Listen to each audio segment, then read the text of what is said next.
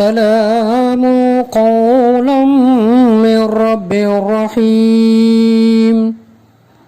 நிகரில்லா அன்புடையோன் இறைவனிடமிருந்து சாந்தி நிலவட்டும் என்று முகமன் கூறப்படும் ஒரு வரலாற்று நிகழ்வு ஒன்று பாருங்க. ஹுசைன் ரலியல்லாஹு தஆலா அன்ஹு அவருடைய மகனார் அலி ரஹிமஹுல்லாஹ், அவங்க அத்தா பேரும் அலி ரலியல்லாஹு அன்ஹு, ரசூலுல்லாஹ்வுடைய மருமகனார் அலி ரலியல்லாஹு அன்ஹு, அவங்களுடைய மகனார் ஹுசைன் ரலியல்லாஹு அன்ஹு. ஹுசைன் ரலியல்லாஹுடைய மகனுக்கும் அலி என்ற பெயரை வைத்திருக்கிறார்கள். அவங்களுக்கு ஒரு பணிப்பெண் ஒருத்தங்க இருக்கிறாங்க. ஒரு நேரம் என்ன செய்யறாங்கன்னு சொன்னா, ஒது செய்யறதுக்காக வேண்டி தண்ணி எடுத்துட்டு வாங்கன்னு சொல்றாங்க. பணிப்பெண்ணுகிட்ட அலி ரஹ்மத்துல்லாஹி அலைஹி சொன்னாங்கன்னு சொன்னா, தண்ணி எடுத்துட்டு வாங்கன்னு சொல்றாங்க. தண்ணி எடுக்க பணிப்பெண் போனாங்க. தன்னுடைய தலைப்பாகை எல்லாம் கலட்டி வைத்து விட்டு ஒது செய்வதற்கான இந்த இடத்திலே அமர்ந்து இருக்கிறார்கள். பணிப்பெண் அந்த பாத்திரத்திலே தண்ணீரை எடுத்து வந்தால் கை தவறு என்ன செய்ததுன்னு சொன்னா, அந்த அலி ரஹ்மத்துல்லாஹுடைய தலையின் மீது விழுந்து விடுகிறது. தலைப்பாயி இல்லை, தலையிலே அந்த பாத்திரம் விழுகிறது. தலையிலே காயம் ஏற்பட்டு போகிறது, ரத்தம் கசிய ஆரம்பித்து விடுகிறது. இப்பொழுது கோபத்தை வெளிப்படுத்துகிறார்கள். என்ன செய்றாங்கன்னு சொன்னா, கோபத்தை வெளிப்படுத்துறாங்க. நாம என்ன செய்வோம், நமக்கும் உடனே கோபம் வரும். பார்த்து வரமாட்டியா, இதெல்லாம் இதுக்கு பொறுப்பு இல்லையா, நம்ம என்ன செய்வோம், நிறைய வார்த்தைகளை பயன்படுத்துவோம். அது மாதிரியான வார்த்தைகளை வெளியே கொண்டு வர்றாங்க. அப்படி கொண்டு வருகிற பொழுது அந்த பணிப்பெண் என்ன செய்யறாங்கன்னு சொன்னா, அவருக்கு கோபம், கண்கள் சிவந்து போகி இருக்கிறது, கண்களே சிவந்து போகிவிட்டது. அப்போ இந்த பணிப்பெண் என்ன செய்றாங்கன்னு சொன்னா, இந்த 134 வசனம், 3வது அத்தியாயத்தில் இருக்கக்கூடிய 134வது வசனத்தில் வரக்கூடிய வல் காலிமீனல் கைதா அப்படிங்கிற அந்த வசனத்தை என்ன செய்றாங்கன்னு சொன்னா ஓதி காட்டுறாங்க. ஓதி காட்டிய உடனேயே நான் கோபத்தை அடக்கி கொண்டேன் என்று என்ன செய்றாங்கன்னு சொன்னா, அந்த பணிப்பெண்ணிடத்துல கோபத்தை வெளிப்படுத்த முடியும், ஆனா அடிமை பெண்ணை அடிக்க முடியும், அவளை துன்புறுத்த முடியும். தன்னுடைய கணக்கு காயம் ஏற்படுத்தி விட்டாயா என்று சொல்லி அது போன்ற காயத்தை ஏற்படுத்த முடியும். அப்படி எல்லா விதமான சந்தர்ப்பங்களும் இருந்து கூட என்ற அந்த வசனத்தை ஓதிய உடனேயே நான் கோபத்தை அடக்கி கொண்டேன் என்று சொல்லி அந்த சொன்னா கோபத்தை கொஞ்சம் கொஞ்சமாக குறைத்து கொண்டே வந்தார்கள் அப்படிங்கிறத வரலாறுகளிலே சொல்லி தருகிற செய்தி. அந்த பணிப்பெண் விடல, மீண்டும் அந்த வசனத்தினுடைய தொடராக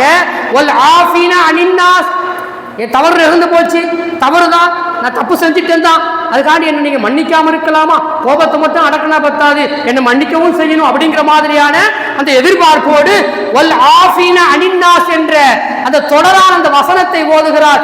நாம் உண்மை மன்னித்து விட்டோம் என்று சொல்லி அந்த அலி ரஹ்மத்துல்லாஹி என்ன செய்றாங்கன்னு சொன்னா சொன்னார்கள் என்பது வரலாற்றிலே பதிவு செய்து வைக்கப்பட்டிருக்கிறதாக பார்க்கும் அன்பிற்கினியவர்களே. இன்னும் அந்த பணிப்பெண் விடல, இன்னும் அல்லாஹ் குர்ஆன்ல தொடரா சொல்றான், வல்லாஹு யுஹிப்புல் முஹ்ஸினீன். அந்த வசனத்துடைய இறுதியாக இப்படி அல்லாஹ் முடிக்கிறான். அந்த வசனத்தை ஓதி காட்டுறாங்க.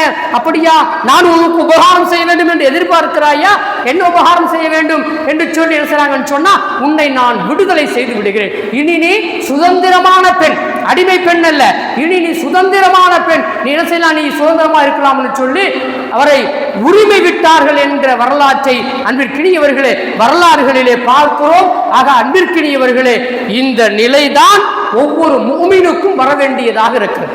கோபம் ஏற்படுகிற பொழுது அந்த கோபத்தை எப்படி கட்டுப்படுத்த வேண்டும், எப்படி மன்னிக்க வேண்டும், எப்படி உபகாரம் செய்ய வேண்டும் என்பதை இந்த வரலாறும் இந்த வசனமும் நமக்கு சொல்லித் தருகிற செய்தியாக பார்ப்போம் அன்பிற்கினியவர்களே.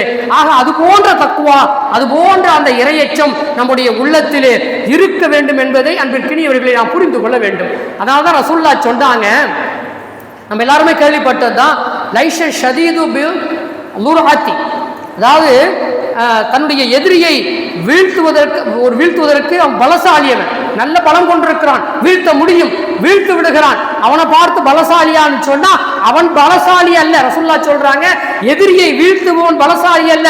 இன்னம ஷதீதுல்லதி யம்லிகு நஃப்ஸஹு இன்தல் கலபி. கோபம் ஏற்படுகிற பொழுது தன்னையே அவன் கட்டுப்படுத்திக் கொள்ளுகிறான், தன்னுடைய நஃப்ஸை கட்டுப்படுத்திக் கொள்ளுகிறான் அல்லவா, அப்படிப்பட்டவன் தான் சிறந்த வீரனாக இருக்கிறான் என்று சொல்லி பெருமானார் ஸல்லல்லாஹு அலைஹி வஸல்லம் அன்னவங்க சொல்லித் தருகிற செய்தி புகாரியிலே பதிவு செய்து வைக்கப்பட்டிருக்கிறது என்பதை அன்பிற்கினியவர்களை நாம் பலமுறை கேள்விப்பட்டு இருக்கிறோம். ஆக அன்பிற்கினியவர்களே, எதிரியை வீழ்த்துவதை விட கோபத்தை அடக்குவதுதான் ஒரு மனிதனை வீரனாக மாற்றுகிறது.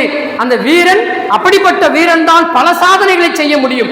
கோபத்தை அடக்குகிற அந்த வீரன் தான் உலகத்திலே பல நுட்பமான விஷயங்களில் தன்னை ஈடுபடுத்திக் கொண்டு பல சாதனைகளை அவன் செய்ய முடியும் என்பதை தான் நுட்பமாக பெருமானார் ஸல்லல்லாஹு அலைஹி வஸல்லம் அன்னவங்க இந்த செய்தியிலே நமக்கு சொல்லி தந்திருக்கிற செய்தியாக பார்க்கிறோம் அன்பிற்கினியவர்களே. ஆக கோபம் நம்மிடத்திலே கட்டுப்படுத்தப்பட வேண்டும் என்பது நாம் புரிந்து கொள்ளுகிற ஒரு செய்தியாக இருக்கிறது அன்பிற்கினியவர்களே.